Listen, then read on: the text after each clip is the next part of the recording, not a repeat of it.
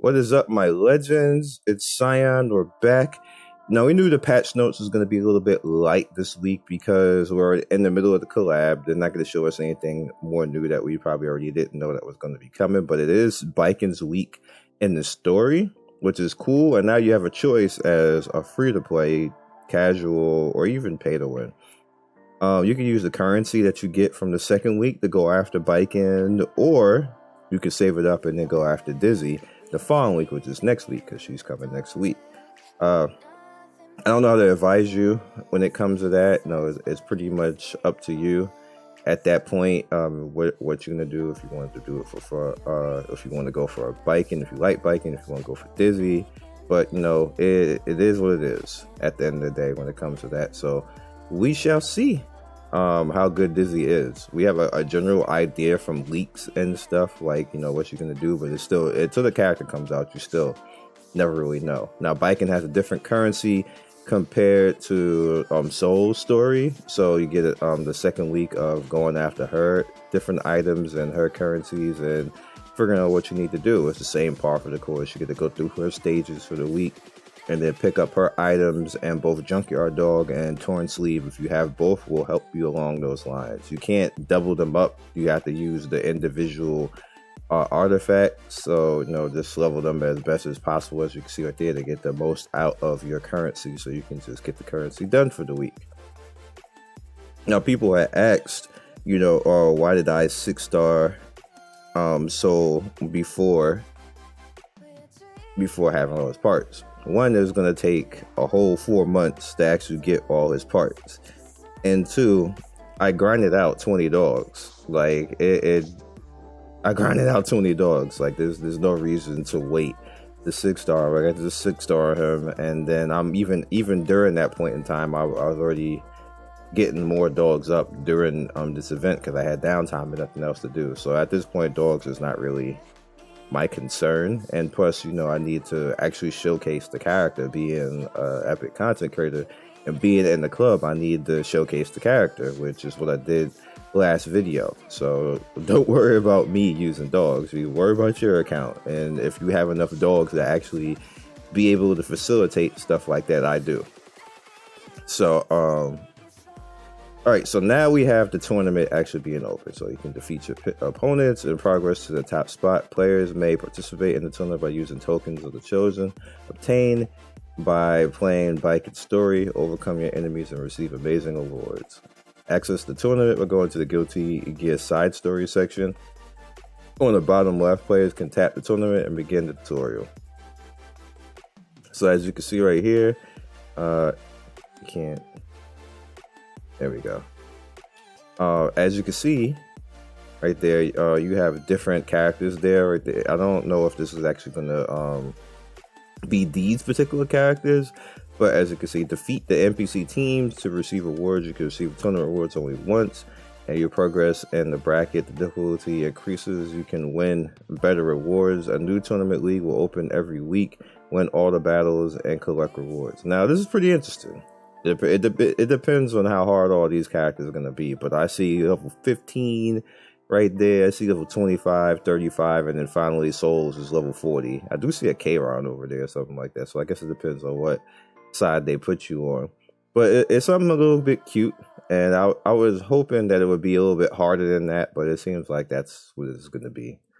And, you know, we're gonna get heirs, of course. We're gonna get people coming in to kind of like help out and stuff like that. So it's gonna be cute and cool. And there's the battle arena that I showed you from last week that you can actually see if you do the little, you know, side thing and open it up.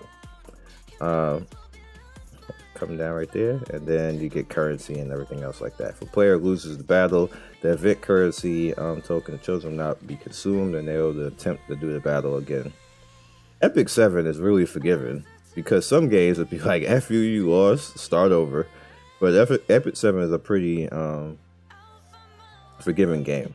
Players may only compete in the tournament normal during week 2 and week 4 of the side stories. Players may compete in tournament hard. Nice. I hope it's actually really hard, like it's something like abyss level or stuff like that. That we gotta bust our ass so we can try to win, because that'll be something to give us to use our power on.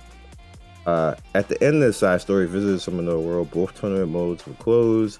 After these modes are closed, players will not be able to enter them again. Be sure to complete all challenges and claim your reward before it ends. Now, I wish that they just keep something like that in the game, because it'd be something cool, but usually the cool stuff they don't keep in for some reason. Brawl Revelator, which is a challenge, which we knew they were probably going to make a challenge. Their skills are measurable. Challenge soul on Baiken to prove your worth. And as we go down right here, we get a portrait of the saviors, and you pretty much get to take on a little bit of hard soul and Baiken, just to give them a look. It's interesting that they're using ML Ken, and two of the rarer Raouf Light, two of the rarer things against a level 30 soul. Like, whose idea was that? That's a little bit overkill. Of course, you get the Brawl Revelator, which is a pretty interesting artifact. Increases damage dealt by 10%. The enemy's health is more than 50%. That's okay, I guess. The artifact of portrait of survivor decreases damage dealt to enemies. Yeah, okay, so we already seen that. Let's see. Oh, here we go. You can't get powder of knowledge from selling the artifacts. Oh, we can do that already too. I thought they were gonna have something else cooler to say about this. Again, more currency to go after, and then if you clear the hell difficulty, you get a gold transit stone, which definitely don't ignore that. All right, so we have other bug improvements. The following edition of new heroes and side stories, the relationships have been adjusted. Euphine, Iseria, Yuna, Raz, says Aramathea, Celestial Mercedes, Alexa, Enoch, Carrot, Inna, Rochester, and Destina. Issue calls but attacks combat readiness to be displayed even after Sage Balthazar dies. Fix, okay.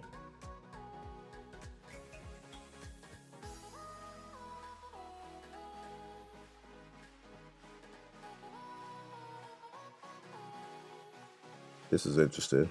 It just didn't put the names here. I was like, oh, okay, I get what's happening. It's the skill and what it does with balls design.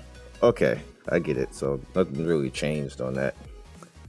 All right, so let's go down. The artifact that cause affects the 4-star aria is not to be applied to revived allies. Supporters have been fixed. Okay, summon. An issue caused with the amount of gold obtained to be displayed when a 2-star penguin obtained a friendship to the friendship summon has been fixed. Battle. Dust mushroom skill self-destruct did not trigger certain situation has been fixed. That skill always sucked though. Just take it out the game. Nah, you don't need to take it out the game. It just really sucked. Adjustments have been made so that the last target to be provoked is attacked in case the same number of continuous turns occurring during the provocation. Issue cores Crescent Moon Ren skill Eye Catcher to steal the berserk effect of a boss who appears in Azamethrin has been fixed. Okay. Was she not supposed to steal that? I guess it was too strong of a buff to steal. She is supposed to steal buffs though. It must have really been broken. Certain dialogues have been adjusted to fit the backstory. Typos of certain main story dialogues have been fixed. An issue that caused a Chaos Gate to be displayed in the background when Kisei's skill Dark Sakar is used in the first battle in adventure stages with Chaos Gates have been fixed. This is just, y'all wouldn't found random stuff to fix that I'm pretty sure nobody complained about, but okay. An issue that caused pop-up stating that a player has insufficient funds even when they had enough currency to display in the royal capital. I'm not gonna lie, it's been fixed. Yeah, this is all a bunch of wild stuff. The items have been bought. Items that have been bought with event currency token of chosen The exchange shop and the side store visitors from another world has been removed. However, you can use the event to participate in the tournament that's held in the 2nd and 4th week. Okay, so all of this is just random stuff. Alright, just to go over all of this, I'm interested in actually fighting Soul and Baiken. That's going to be fun. This artifact is actually pretty interesting. It's a stronger version of a 3-star artifact that we already have right now. I don't think it's going to be used over anything else that we have right now, but it is interesting. It'll be like a little bit of a boost if you want to put something on like just more of a DPS rush down type of team if you don't have any artifact better that's meta for the particular character. So it's a good stand-in artifact for other artifacts, or a good stand-in for the 3-star one that we have. I'm forgetting the 3-star's name, but it's a good stand-in, but I don't see using it over anything else. And one other thing I want to actually talk about before we wrap this up really quick is, if you guys remember when I actually did a video about a month ago, maybe even longer than that.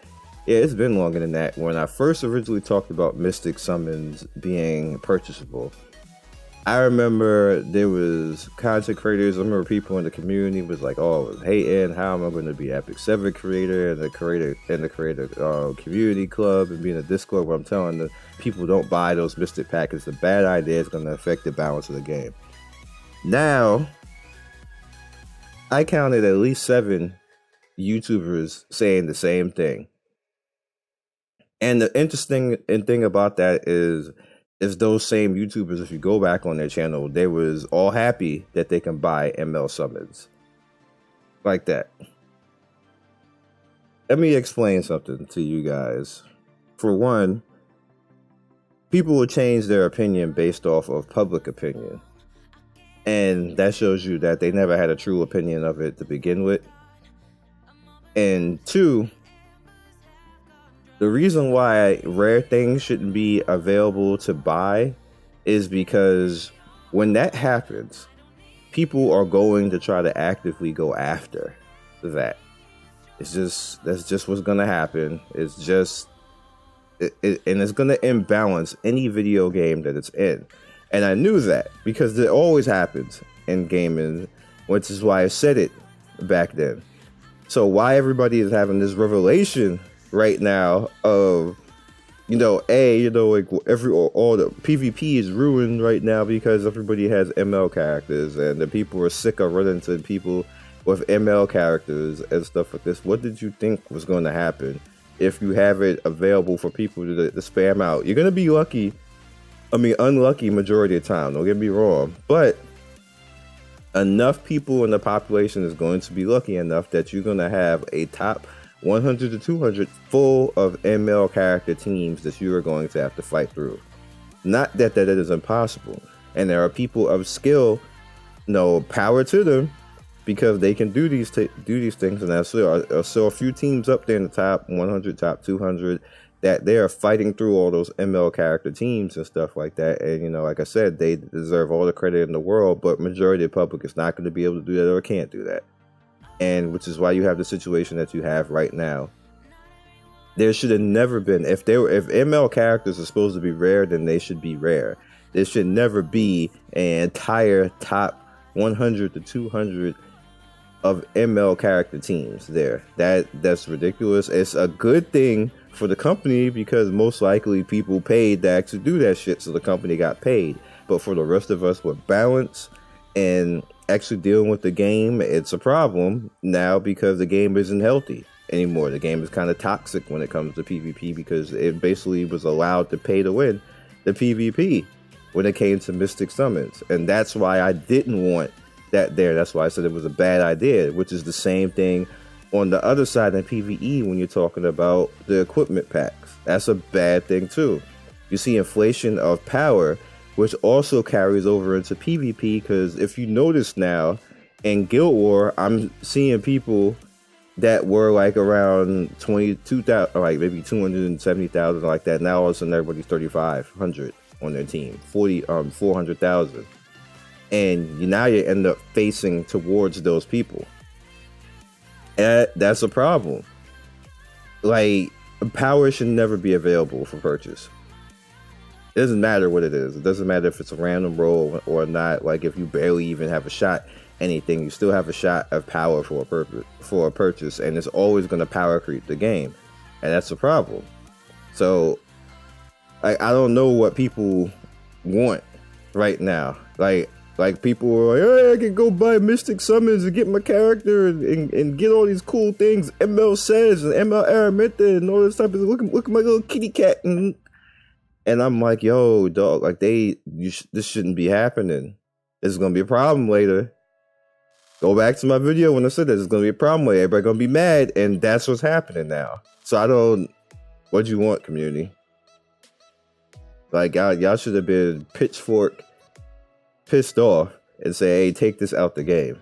At that point, like, y'all should have, in the same way that when people were mad about equipment packs, you should have been mad about the ML characters, because it's too late now. It's kind of already ruined at this point when it comes to the balance as far as what everybody has and the teams you got to deal with. There's nothing you can do about it now. Like, what are they going to do? They're going to take away the characters that everybody would probably spammed out by now. And don't get me wrong, there's people who earn their shit, so they don't really need to be penalized for that, because they probably earned and was lucky enough to get it. They farmed in Guild War and stuff like that. But let's be honest, that is not all those people in the top 200 who did that. It's just not. So I will catch you guys next video. Be legendary, and hopefully they figure out a way to kind of like balance this out and stop putting things in that has actually money pay to win aspects into a game like that, because that's just gonna ruin the balance overall. So later, follow me on Twitch, Twitter, and Discord. Be legendary. Peace.